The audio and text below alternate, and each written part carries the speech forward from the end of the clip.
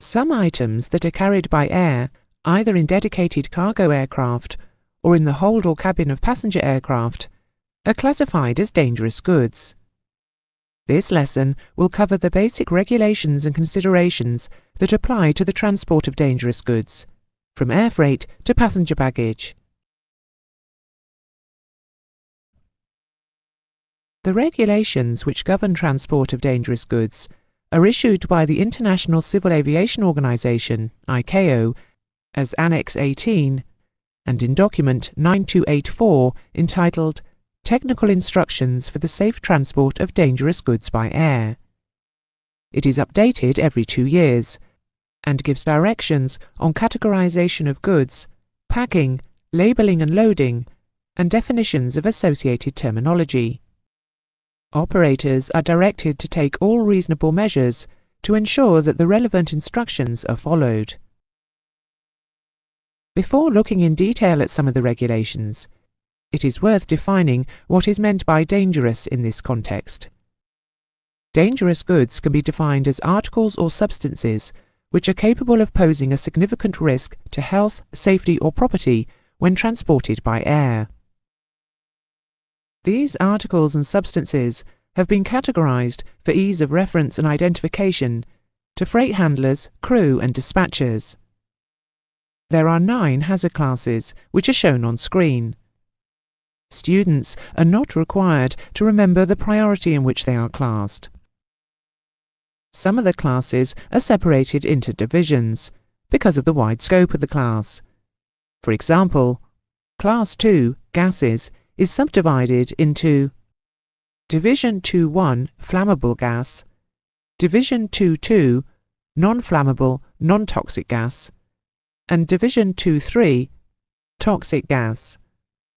Some items will also have subsidiary annotations to denote additional risks, and in the case of Class 1, explosives, a compatibility code letter to determine their suitability for storage and transport adjacent to other types of cargo.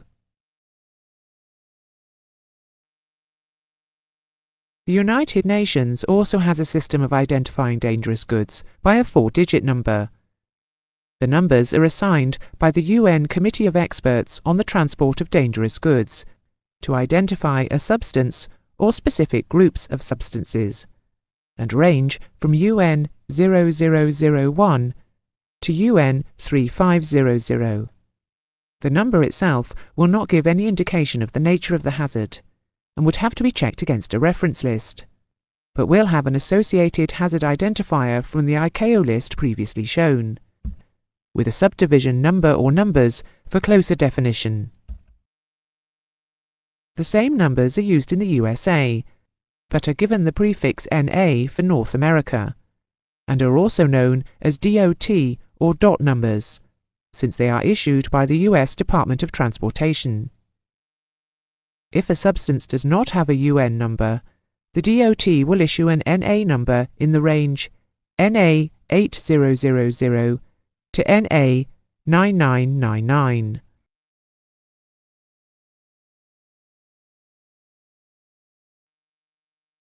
Some articles, normally classed as dangerous goods in the technical instructions, are allowed on board under certain conditions. These items are excluded from the provisions if they are required for operating reasons. For example, supplies of spare engine oil or hydraulic fluid, items of catering or cabin service supplies such as insecticide sprays, medical items for in-flight use as veterinary aids such as tranquilizers or humane killer for an animal, or a medical aid for a patient. The carriage of these items is provisional on several factors, namely that any gas cylinders must be purpose-made and any drugs are controlled by trained personnel. Any equipment incorporating wet cell batteries must be kept upright and securely stowed for takeoff and landing. Some items can be routinely carried by crew and passengers. These include alcoholic beverages, non-radioactive medicinal or toilet articles, safety matches or lighter, but not refills, and gas-powered hair curlers, also excluding refills. Medical items that can be carried are gas cylinders for mechanical limbs, radioisotopic pacemakers, and mercury thermometers if in a protective case.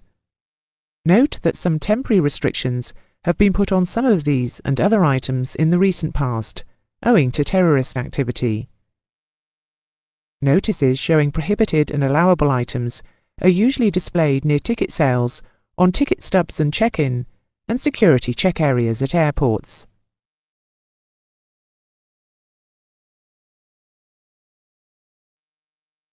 Responsibility for checking that dangerous goods offered for transport are not forbidden items and are properly classified, packed, marked and labelled lies with the shipper. The shipper must also produce correctly completed dangerous goods transport documentation in accordance with the Technical Instructions Annex 18. The regulations are also published in the CAA document CAP 675. For shipping dangerous goods internationally, the labelling and documentation must be in English. The operator must ensure that goods are carried, packed and labelled in accordance with the technical instructions. In addition, operators must produce and follow an acceptance checklist for dangerous goods procedures. There are restrictions regarding where dangerous goods can be loaded within the aircraft. The technical instructions specify what can be carried in the cabin and on the flight deck, and for dangerous goods, which are carried in the holds, how the freight is to be loaded, segregated and secured. Some dangerous goods will be marked cargo aircraft only, and where this is the case, operators must ensure that the freight is loaded in accordance with the instructions on dedicated cargo aircraft. As mentioned earlier in the lesson, passengers have to be informed of the types of dangerous goods that can be carried on board. This information will be shown on ticket jackets and on notices around sales areas and check-in and security check areas. The operator also has a responsibility to provide the aircraft commander with appropriate written information for the carriage of dangerous goods. Company operation manuals must also include instructions for the crew to carry out its responsibilities and for their actions in event of emergency.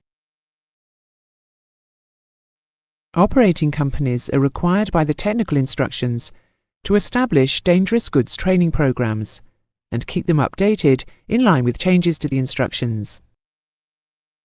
If an in-flight emergency occurs, whether it is directly related to the dangerous goods or not, the pilot in command should inform ATC of the nature of any dangerous goods the aircraft is carrying, and the information will be passed to the destination airport authorities to enable them to activate an appropriate emergency response.